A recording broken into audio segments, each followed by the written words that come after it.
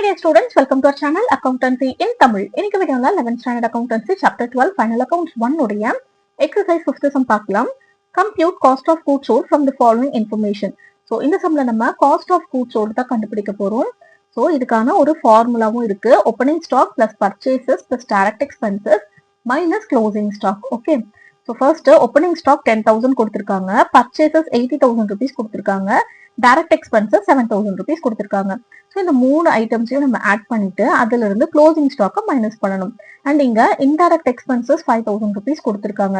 So indirect expense அப்படின்றது நமக்கு ஃபார்முலால கிடையாது இல்லையா, அதனால நம்ம இதை எடுக்க வேண்டாம். க்ளோசிங் ஸ்டாக் 15,000 கொடுத்திருக்காங்க, இதை மட்டும் நம்ம மைனஸ் பண்ணிக்கலாம். ஃபர்ஸ்ட் காஸ்ட் ஆஃப் கூட்ஸ் சோல்டுடைய ஃபார்முலா எழுதிக்கலாம். Opening stock plus purchases plus direct expenses minus closing stock equal to போட்டு opening stock 10,000 purchases 80,000 plus direct expenses 7,000 minus closing stock உடைய வேல்யூ 15,000. ஸோ இந்த மூணு ஃபிகர்ஸ்லாம் ஆட் பண்ணோம்னா 97,000 rupees வரும். அதுல இருந்து 15,000 rupees மைனஸ் பண்ணிட்டோம் அப்படின்னா பேலன்ஸ் 82,000 rupees வரும். இதுதான் நமக்கு cost of goods sold. Okay, next 6th sum பார்க்கலாம். Find out the amount of sales from the following information. So இந்த சம்ல நம்ம அமௌண்ட் ஆஃப் சேல்ஸ் கண்டுபிடிக்கணும். அமௌண்ட் ஆஃப் சேல்ஸ் கண்டுபிடிக்கணும் அப்படின்னா ஃபர்ஸ்ட் நம்ம காஸ்ட் ஆஃப் கூட்ஸ் சோல்ட் கண்டுபிடிக்கணும். அண்ட் ஆல்சோ கிராஸ் ப்ராஃபிட் உடைய அமௌண்ட் எவ்வளோ அப்படின்னு கண்டுபிடிக்கணும். ஸோ ரெண்டுத்தையும் கண்டுபிடிச்சிட்டோம்னா ரெண்டுத்தையும் ஆட் பண்ணி நம்ம அமௌண்ட் ஆஃப் சேல்ஸ் கண்டுபிடிச்சிடலாம். ஓகே, ஃபர்ஸ்ட் இங்க என்னென்ன ஐட்டம்ஸ் எல்லாம் கொடுத்துருக்காங்கன்னு பார்க்கலாம். Opening stock 30,000 rupees, purchases less returns 2 lakhs rupees. இங்க பர்ச்சேசஸ் லெஸ் ரிட்டர்ன்ஸ் அப்படின்றது என்னன்னா பர்ச்சேசஸ்ல இருந்து பர்ச்சேசஸ் ரிட்டர்ன்ஸ் எல்லாம் லெஸ் பண்ணி பேலன்ஸ் இருக்கிற அமௌண்ட் தான் இங்க பர்ச்சேசஸ் லெஸ் ரிட்டர்ன்ஸ் அப்படின்னு கொடுத்துருக்காங்க. ஓகேவா, நெக்ஸ்ட் க்ளோசிங் ஸ்டாக் 20,000 rupees கொடுத்துருக்காங்க. Gross profit margin on sales 30,000 rupees கொடுத்துருக்காங்க. ஸோ இங்க நமக்கு கிராஸ் ப்ராஃபிட் உடைய மார்ஜின் 30% அப்படின்னு பெர்சன்டேஜ் வைஸ் கொடுத்துருக்காங்க. இதை நம்ம அமௌண்டா கண்டுபிடிக்கணும். ஓகே, ஸோ ஃபர்ஸ்ட் நம்ம காஸ்ட் ஆஃப் கூட்ஸ் சோல்ட் கண்டுபிடிக்கிறதுக்கு opening stock plus purchases plus direct expenses அப்படின்னு வரணும். ஆனா இங்க சம்ல நமக்கு டைரக்ட் எக்ஸ்பென்சஸ் கொடுக்கல.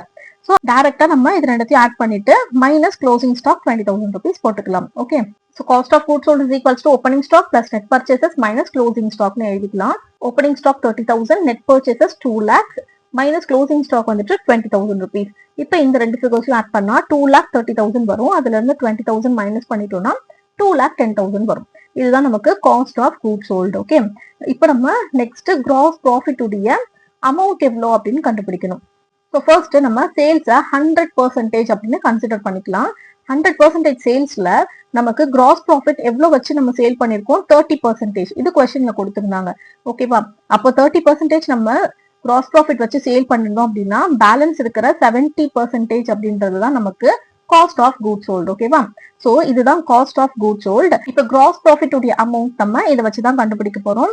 So gross profit on cost of goods sold is equals to இந்த 30/70 அப்படியே எடுத்து போட்டுக்கோங்க. 30/70 இன்டூ அமௌண்ட் வந்து காஸ்ட் ஆஃப் கூட்ஸ் சோல்டோடது எவ்வளவு 2,10,000 rupees. ஓகேவா, ஸோ 2,10,000 rupees இங்க போட்டாச்சு. இல்லஸ்ட்ரேஷன் சம்ல காஸ்ட் ஆஃப் கூட்ஸ் சோல்ட்ல இருந்து gross profit first percentage wise கண்டுபிடிச்சிட்டு அதுக்கப்புறமா அமௌண்ட்ல போட்டு இம்ப்ளிமெண்ட் பண்ணுவீங்க. அப்படி பண்ண வேண்டாம், டைரக்டா நம்ம அமௌண்ட் போட்டே கண்டுபிடிச்சிக்கலாம். ஓகே, ஸோ 30/70 இன்டூ 2,10,000 rupees போட்டாச்சு. இப்போ இதுல இந்த ரெண்டு ஜீரோவும் ஸ்ட்ரைக் அவுட் பண்ணிடலாம். இங்க 7 1s are 7, 7 3s are 21. இப்போ 3 3s are 9 வந்துடும். இங்க பேலன்ஸ் இருக்கிற 4 zeros எடுத்து அப்படியே டைரக்டா இங்க போட்டுருங்க. 90,000 rupees வந்துருச்சு. இப்போ இதுதான் நமக்கு கிராஸ் ப்ராஃபிட் உடைய அமௌண்ட். ஓகேவா, இப்போ நமக்கு காஸ்ட் ஆஃப் கூட்ஸ் சோல்டும் தெரியும், கிராஸ் ப்ராஃபிட்டும் தெரியும். ரெண்டத்தையும் ஆட் பண்ணிட்டீங்க அப்படின்னா அதுதான் நமக்கு sales. So sales is equals to cost of goods sold plus gross profit 2,10,000 plus 90,000 is equals to 3 lakhs rupees. இதுதான் நமக்கு அமௌண்ட் ஆஃப் சேல்ஸ். இங்க அமௌண்ட் ஆஃப் சேல்ஸ் அப்படின்னு எழுதிக்கோங்க. ஸோ இந்த சம் உங்களுக்கு கிளியரா புரிஞ்சிருக்கும்னு நினைக்கிறேன். இந்த சம்ஸ்ல ஏதாவது டவுட்ஸ் இருந்துச்சு அப்படின்னா கண்டிப்பா கமெண்ட் செக்ஷன்ல கேளுங்க. அண்ட் அடுத்தடுத்த வீடியோஸ் பார்க்கறதுக்கு நம்ம சேனல் சப்ஸ்கிரைப் பண்ணிக்கோங்க. வீடியோ பிடிச்சிருந்தா மறக்காம லைக் பண்ணிட்டு அப்படியே ஹைப் பண்ணிடுங்க. உங்க ஃப்ரெண்ட்ஸ் கூடவும் ஷேர் பண்ணிக்கோங்க. தேங்க்ஸ் ஃபார் வாட்சிங்.